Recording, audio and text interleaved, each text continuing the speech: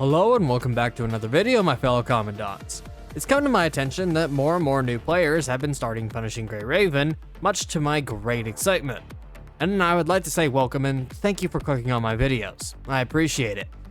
Now I see one question pop up more and more frequently nowadays, that being which characters are the best or who should I prioritize pulling first. So in this video, I'm going to break down the best way to get started in PGR right now and set up your account for success. But before all that, if you like this kind of content and you want to see more, make sure to hit that like and subscribe button and hit that notification bell to be notified whenever I post a new video like this one. On to the video.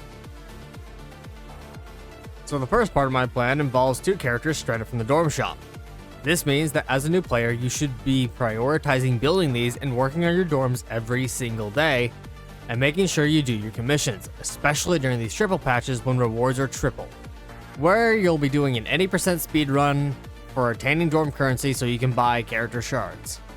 Now the first character you will want to pick up is Wanshi Lucid Dreamer. The reason I want you to get his shards first is because Wanshi is uber strong and provides a bunch of shred. This, combined with his damage output, makes him the first unit you should get from the dorms. To explain what I mean by shred real quick, at the top of the screen under the enemy HP bar, you'll see a shield icon. This icon shows the duration of the tank debuff on the enemy. This tank debuff lowers their resistance to damage and allows you to deal immensely powerful blows to the enemy. The second character you will pick up is going to be Isla Kaleido. Now, truthfully, Isla is well, she's a QTE bot, basically.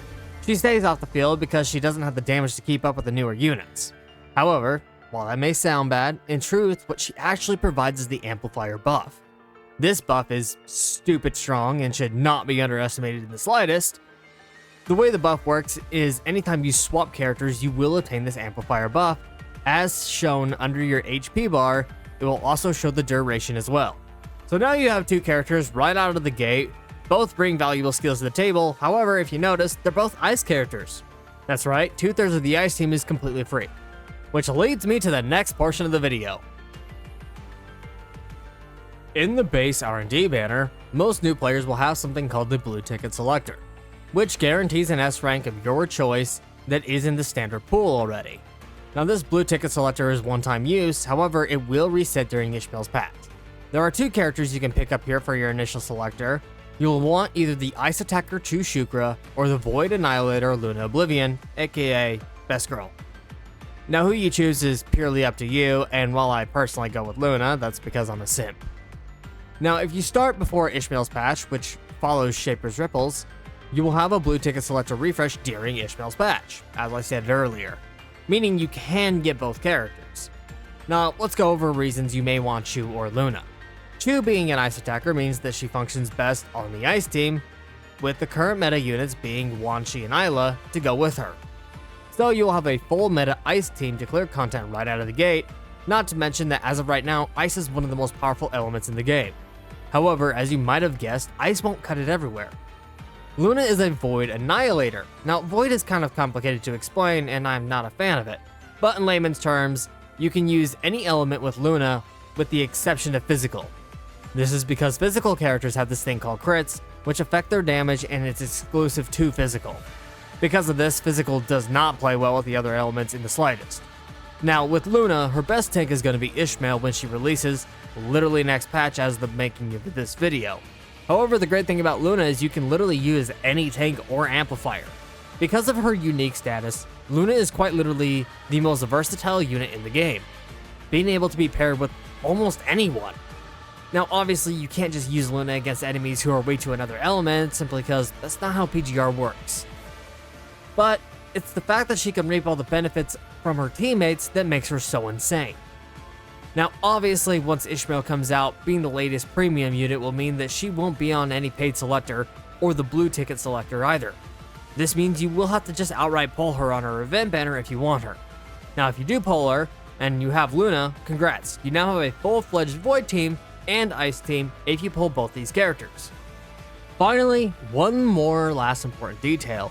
During Ishmael's patch, all Commandants will receive a free copy of Alpha Crimson Wave, her signature weapon, and Pharaoh 21. With this information in mind, I highly advise that new players who can't decide which character they want this patch, if they don't know if they're going to get both or not, at the very least pick up Nanami Star Trail, as she will complete the Lightning team, and she can also act as a tank for the Void team as well. Now, if you do end up on missing out on getting both the blue ticket selector, seeing as I have no idea if they stack, and you will have 2 instead of 1, there will be another option. This will be the paid selector that will be permanent and costs 15,000 black cards to get, and lets you select any character up to Nanami Star Trail. This means that if you miss the chance to get either Luna or Chu, you will be able to get the second unit from there and have still 2 fully completed teams.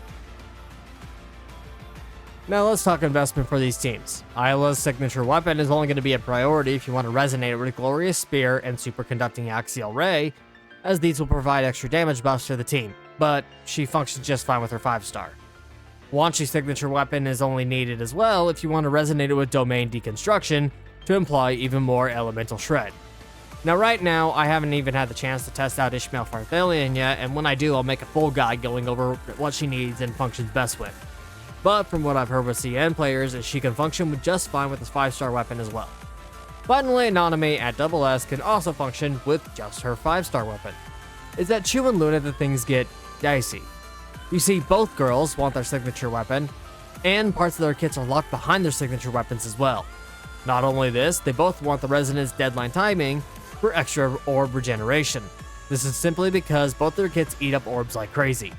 If you lack their signature weapons, it will add in more stuff into their rotations to get enough orbs to complete each rotation.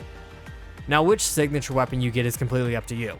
There is no right or wrong choice if you ask me, as they both work much better with their signature weapons. On the topic of investment, however, as I mentioned earlier, you may want to pull Ishmael Farthalion, and that hasn't changed.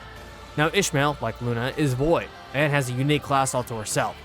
Ishmael can take the role of either amplifier or tank depending on what her team does or does not have.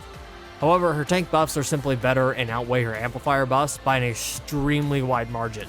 So I recommend running her in the tank spot once you get her and add her to the Void team.